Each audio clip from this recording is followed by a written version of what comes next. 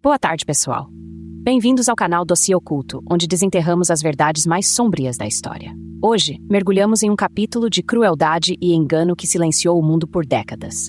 A ascensão do rei Leopoldo II e o infame Estado Livre do Congo.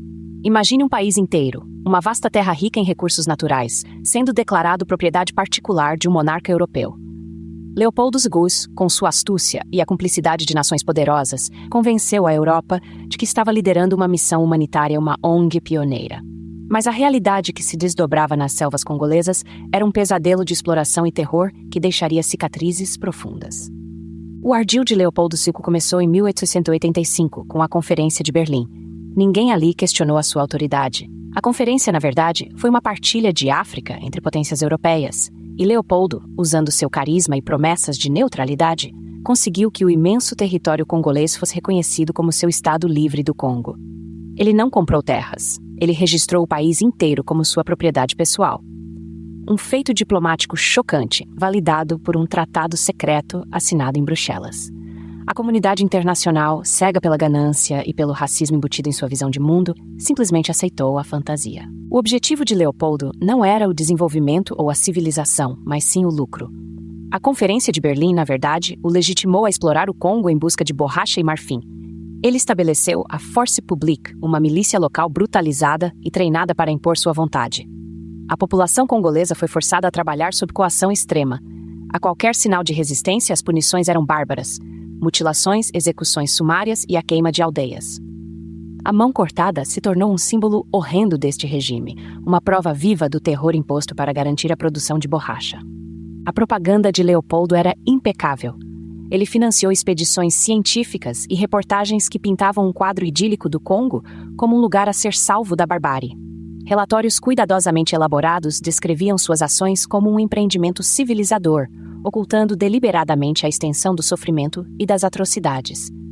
A Sociedade para a Civilização dos Povos Indígenas da África, uma frente criada por Leopoldo, usava discursos inflamados sobre progresso e cristianismo para justificar a exploração. Era uma máquina de mentiras engenhosa onde a imagem pública de um benfeitor escondia o monstro. O principal produto da exploração era a borracha. O Congo possuía vastas florestas de seringueiras, e a demanda mundial por borracha, impulsionada pela Segunda Revolução Industrial, era insaciável. Os congoleses eram forçados a coletar látex sob condições brutais, muitas vezes percorrendo longas distâncias na selva, expostos a doenças e animais selvagens. A produção era medida em quilos de borracha por trabalhador, e falhar significava punição severa. A ganância por esse recurso natural levou à morte de milhões, transformando o Congo em um caldeirão de sofrimento para satisfazer o apetite industrial europeu. A violência e a brutalidade eram sistemáticas. A Force Publique era instruída a coletar as mãos cortadas como prova de que os suspeitos haviam sido mortos para evitar o desperdício de munição. Imagine o horror. Soldados patrulhando a selva e, ao encontrar resistência ou casos de caça não autorizada, cortavam as mãos das vítimas, vivas ou mortas, e as apresentavam como troféus. Essa política disseminava o medo e forçava a obediência. Estima-se que entre 10 a 15 milhões de congoleses morreram devido a essa política de terror, fome, exaustão e doenças. A extorsão não se limitava à borracha.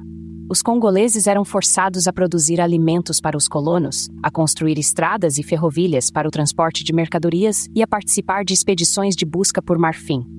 Qualquer forma de recusa era punida com violência. Mulheres e crianças eram frequentemente tomadas como reféns para garantir a obediência dos homens.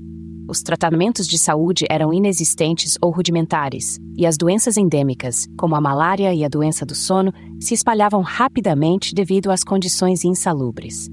A vida no Estado Livre do Congo era um ciclo interminável de trabalho forçado e desespero. A verdade sobre o Congo começou a emergir graças a figuras corajosas como E.D. Morel e Roger Casement. Morel, um funcionário de uma companhia de navegação, começou a notar discrepâncias bizarras nos registros de comércio, com grandes volumes de borracha sendo exportados em troca de pouquíssimos bens de consumo.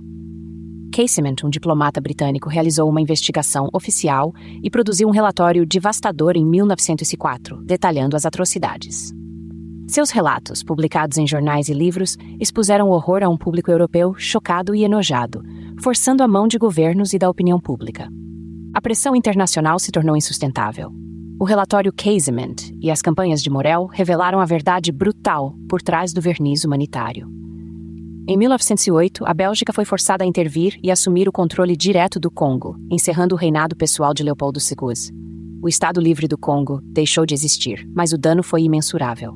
Milhões de vidas foram perdidas, culturas foram devastadas e a exploração deixou cicatrizes profundas no tecido social e econômico do país. A história do Congo, sob Leopoldo II, é um alerta sombrio sobre os perigos da ganância desmedida e da desumanização. A história do rei Leopoldo II e do Estado Livre do Congo nos lembra de que as atrocidades mais chocantes muitas vezes se escondem sob um verniz de civilidade e progresso. O método Feynman nos ensinou a simplificar conceitos complexos, mas a simplicidade desta história é apenas aparente. A ganância, o racismo e a falta de escrutínio público criaram um monstro. É nosso dever como historiadores e como cidadãos globais nunca esquecer essas lições. Desenterrar essas verdades é um passo crucial para garantir que tais horrores nunca se repitam. Se você achou este vídeo esclarecedor, por favor, deixe seu like, inscreva-se no canal Dossiê Oculto e compartilhe para que mais pessoas conheçam a verdade.